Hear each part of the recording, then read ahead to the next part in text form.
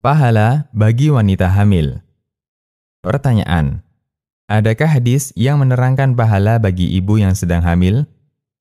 Jawaban: Bismillah, wassalatu wassalamu ala rasulillah wa ba'du.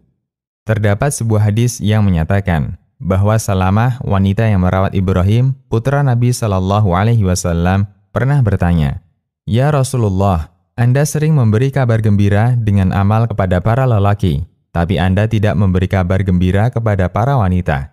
Kemudian Nabi Shallallahu Alaihi Wasallam memberi motivasi kepadanya. Tidakkah para wanita senang ketika dia hamil dari suaminya dan dia ridho, maka dia mendapat pahala seperti orang yang puasa dan tahajud ketika sedang jihad fi sabilillah. Ketika sedang kontraksi, maka ada janji yang sangat menyejukkan mata yang belum pernah diketahui penduduk langit dan bumi. Setelah dia melahirkan, lalu menyusui bayinya, maka setiap isapan ASI akan menghasilkan pahala. Jika dia bergadang di malam hari, maka dia akan mendapat pahala seperti membebaskan 70 budak fi sabilillah. Hadis ini menyebutkan fadilah yang luar biasa bagi wanita hamil. Hanya saja, hadis ini lemah bahkan palsu.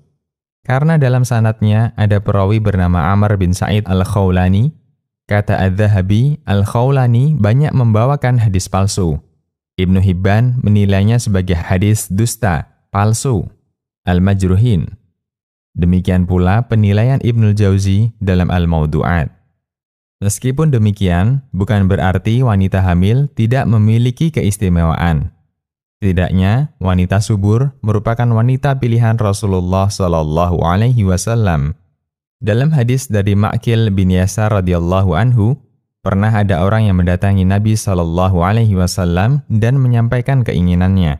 Saya mencintai seorang wanita cantik dan dari keluarga terhormat, namun dia mandul. Bolehkah saya menikah dengannya? Jawab Nabi Shallallahu Alaihi Wasallam, jangan. Orang ini datang kedua kalinya, menyampaikan keinginannya yang sama, dan Nabi Shallallahu Alaihi Wasallam tetap melarangnya. Dia pun datang untuk yang ketiga kalinya, dan Rasulullah Shallallahu Alaihi Wasallam tetap melarang dia menikah dengan wanita itu.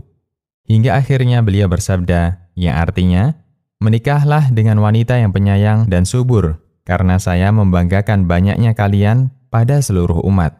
Hadis riwayat Abu Daud, Nasa'i, dan disahihkan Al-Albani. Sebagai balas jasa seorang ibu yang telah melahirkan anaknya, Allah memberi ganti dalam bentuk perintah untuk anak agar taat dan menghormati ibunya. Allah Subhanahu wa Ta'ala berfirman, yang artinya, kami perintahkan kepada manusia supaya berbuat baik kepada dua orang ibu bapaknya. Ibunya mengandung dengan susah payah dan melahirkannya dengan susah payah pula.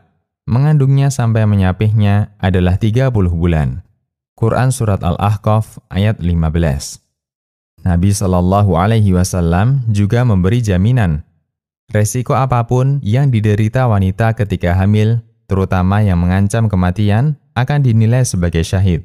Dari Ubadah bin Samit radhiyallahu anhu, bahwa Nabi Shallallahu Alaihi Wasallam pernah menjenguknya ketika Ubadah sedang sakit.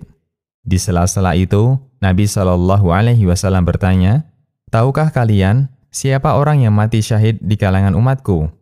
Ubadah menjawab, ya Rasulullah, merekalah orang yang sabar yang selalu mengharap pahala dari musibahnya. Rasulullah Shallallahu Alaihi Wasallam mengarahkan, berarti orang yang mati syahid di kalangan umatku cuma sedikit. Orang yang mati berjihad di jalan Allah, syahid. Orang yang mati karena ta'un, syahid. Orang yang mati tenggelam, syahid. Orang yang mati karena sakit perut, syahid.